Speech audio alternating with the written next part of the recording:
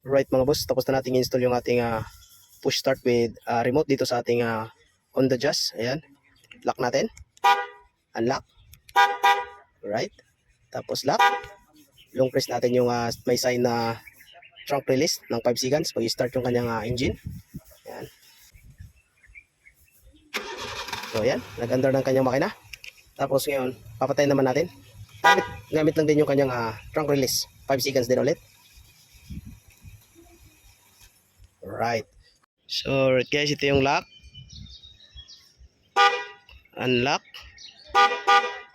trunk, okay, search,